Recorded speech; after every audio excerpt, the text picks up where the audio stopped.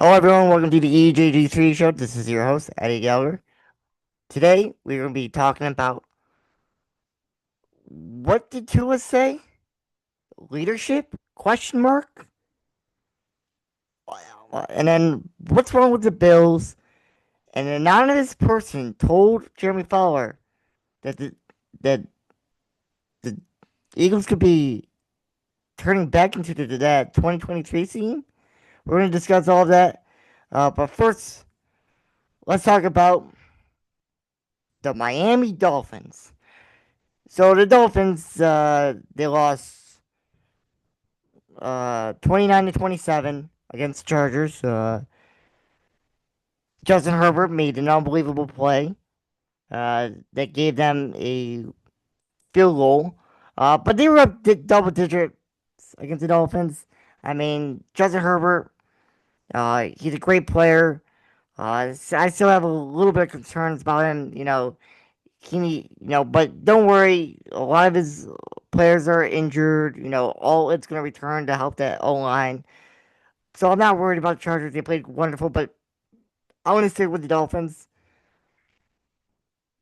So Tua after the game said, "We have guys showing up to players only meetings late. Guys not showing up to players only meetings. There's a lot that goes on. There's a lot that goes into that.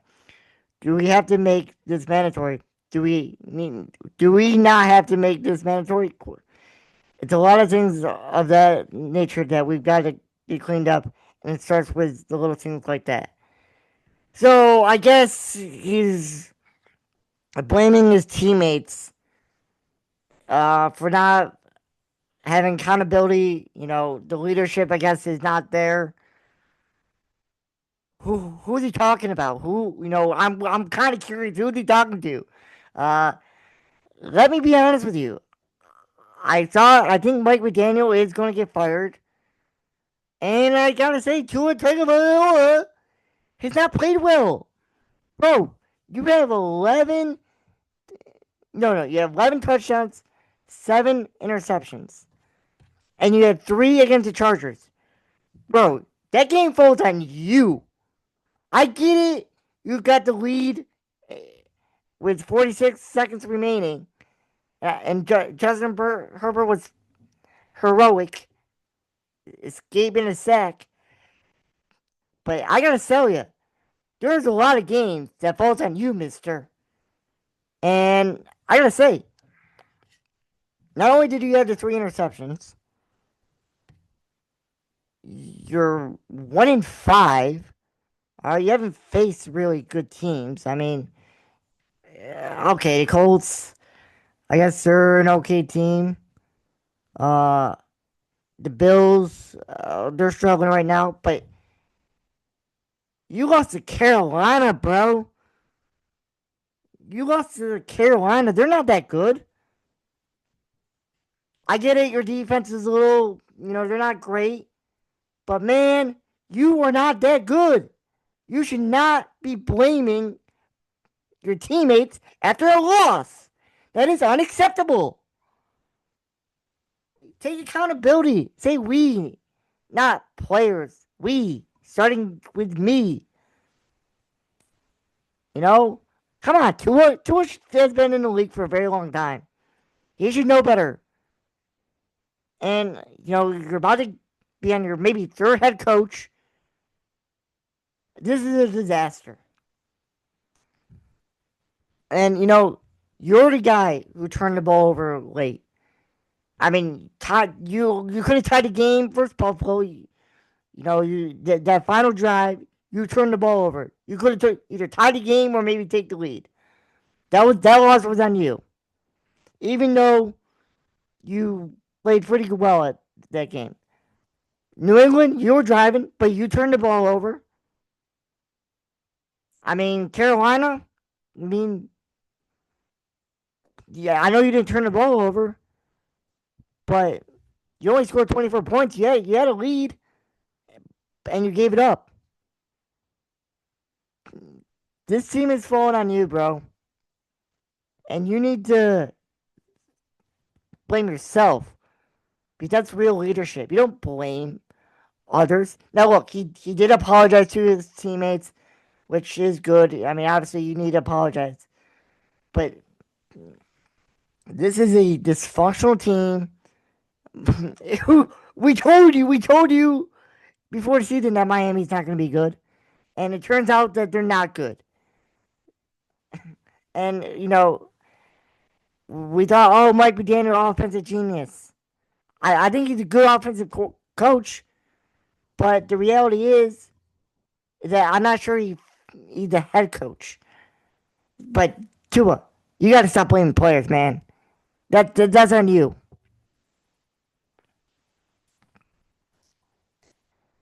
I mean, he has good players. He had Tyreek before he got injured. You got Waddle. You got A Chain. Miami has some good offensive talent.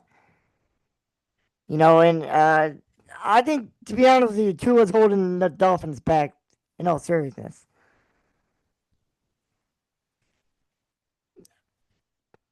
What do you do if you're Miami? I think obviously you got to fire McDaniel, which that will happen. I don't know when, but it will. I know Tua has a contract, a big one. But man, if you have a really good high draft pick, do you select a quarterback? I I would give it a try. I mean, look, Tua was the third best quarterback in the AFC East. He's not better than Allen, and he's not better than Drake May. The Dolphins need to find a new quarterback. Now, getting a quarterback is hard to find. I mean, I know Tua can play.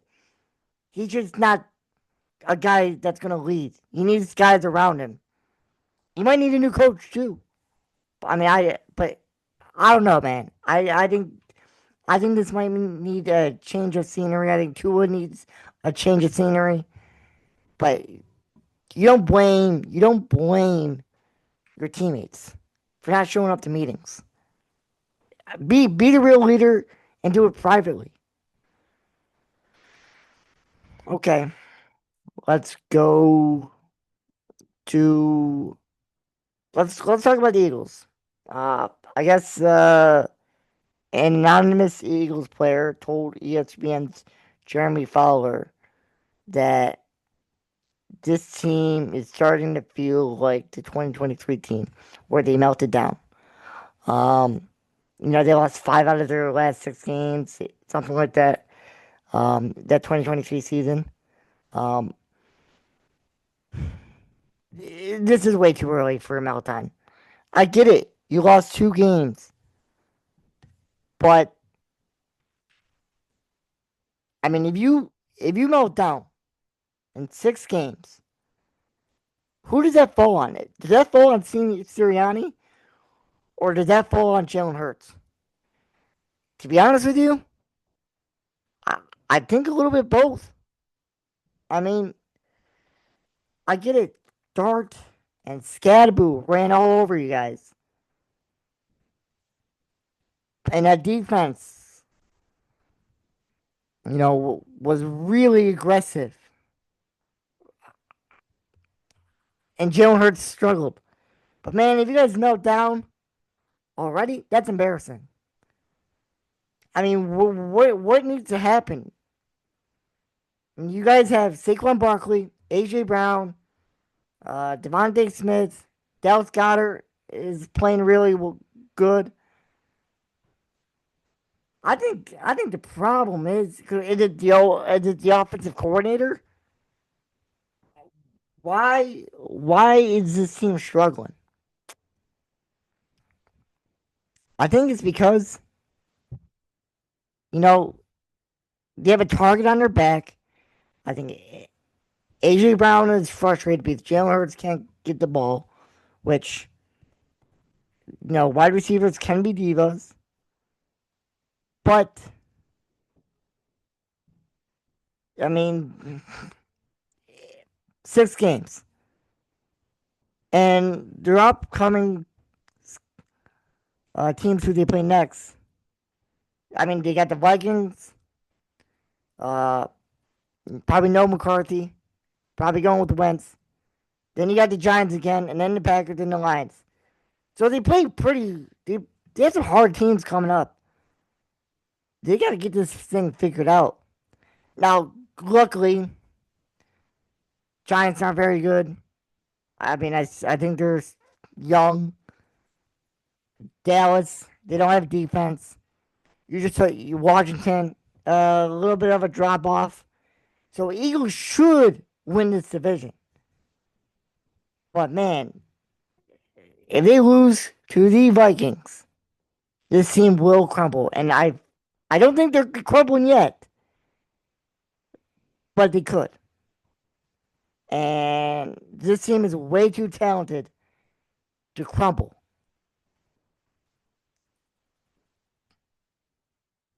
All right, let's talk about the Bills. Obviously, they lost to Atlanta 24-14. Um, Bijan Robinson had a day. He had a career high of 170 yards rushing. London had 10 catches for 158 yards. Penix threw for 250 yards.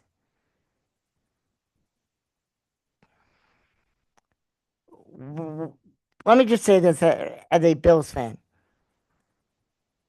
The sky is not falling.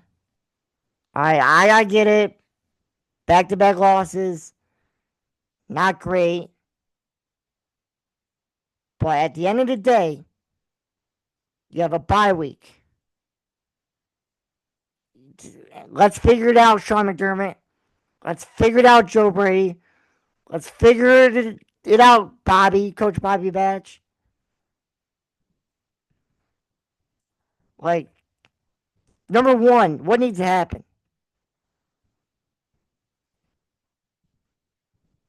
Number one, they gotta fix the run defense.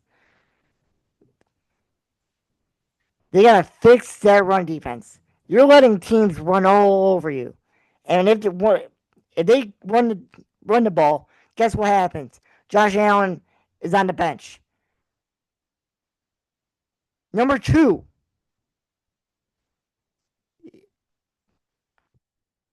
you gotta find a wide receiver. Who's their go-to wide receiver besides Shakir? Keon Coleman, you gotta step up, bro. You gotta step up. Obviously, Kincaid was hurt. They had a bunch of injuries, so they gotta rest up.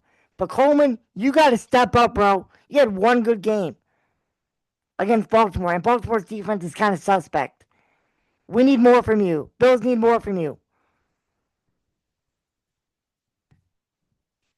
And you know what, Joe? And another thing, 8 penalties, 11 against, you had 11 penalties against the Patriots. You had 11 penalties against, I believe, the Saints. This team is way too many penalties, and that hurts. First play of the game, Greg Rousseau offsides when Bijan fumbled it. Yeah, it recovered. That changed the momentum. That led to a Bijan touchdown, a Falcons touchdown. Bijan ran it in. This team needs to stop the run defense. They gotta get healthy. And you know what? You know what's funny? You gotta protect Josh Allen. Josh Allen was getting beaten up. I thought this O line was great. I thought and it just hasn't been. It feels like Josh Allen's getting hit almost every time, trying to be Superman. I don't want Josh Allen to be Superman.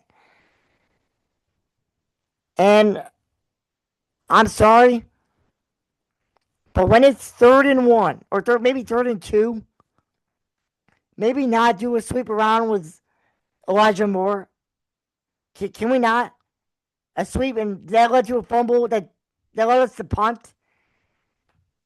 You got to be kidding me. And look, I think McDermott, bro, come on, dude. You had Josh Allen and you never made a Super Bowl. Can you help out your quarterback? It feels like Andy Reid always. It seems like he makes life easier or Patrick Mahomes. Sean McDermott does not do that for Josh Allen. And it bothers me because I feel like Josh Allen is capable or is on the same level as Patrick Mahomes, at least talent wise. And look, I'm not saying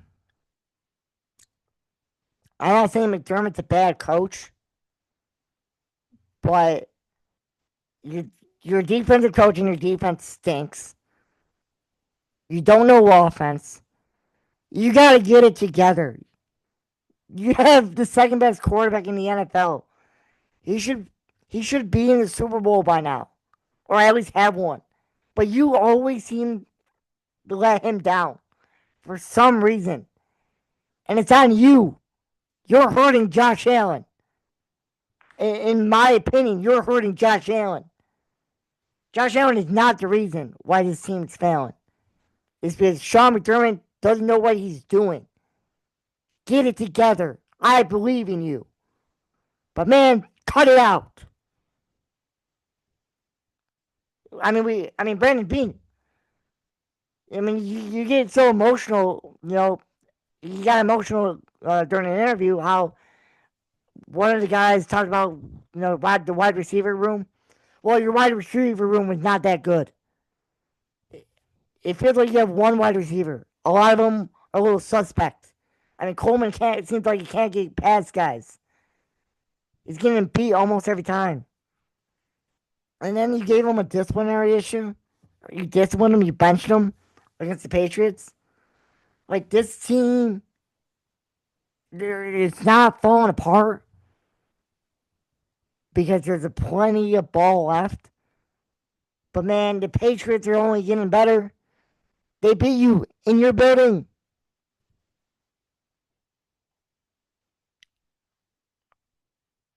Now, look, I get it. They have a lot of injuries. They got to heal up. But when the Chiefs and the Ravens are struggling, it's time to take advantage. And they haven't. And, the Falcons, they're not a bad team. They're a good team. They're a solid team. But they shouldn't have beaten you up that badly. And that game felt like a blowout.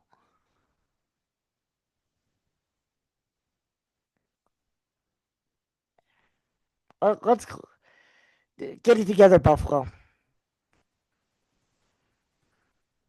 Okay, let's go to the AFC West. I have a little bit of a question. Who's going to win it? Chargers, Chiefs, or the Broncos? I know the Broncos have a good defense, but Bo Nix has been average, maybe a little bit of below average. Could be a little bit of sophomore slump. Chargers, I think they just Charger. It always seems like they screw something up. And then you got the Chiefs, who will have Rashee Rice back. My question is, who's going to win it? Right now, if I had to put money on it, I probably would say the Broncos because I trust the defense, and I think Sean Payton will finally, will help. I don't know. I feel like the offense will get better real soon. And look, the Chiefs, they lost to the Jaguars. They're a little suspect themselves. I know we were criticizing the Eagles and Bills how, you know, they're struggling, but the Chiefs have struggled all year. And I don't know, man. That thing could come down to the wire. Like, I'm curious. Are the Chiefs going to be? I know they destroyed the Lions, but Lions were missing a lot of their secondary. But that division is tight right now. Like, on the one hand, I'm rooting for the Broncos because I don't like the Chiefs, and I don't really believe in Justin Herbert. But I don't know. If Bo Nix played up to par this season, Yeah, I believe the Broncos would win this division, but he hasn't. He scored 13 points against the Jets, and the Jets defense has not played well at all.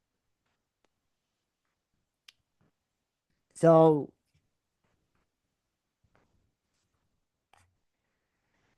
I don't know. I mean, probably the Chiefs are going to win this division, but man, that division's tight. It's going to come down to December, and we're in October. I believe it's going to come down to the final couple of weeks. So I'm very excited who's going to pull away in that division. Um, but yeah, uh, make sure you like and subscribe. Thank you for watching this video. I'll see you next time.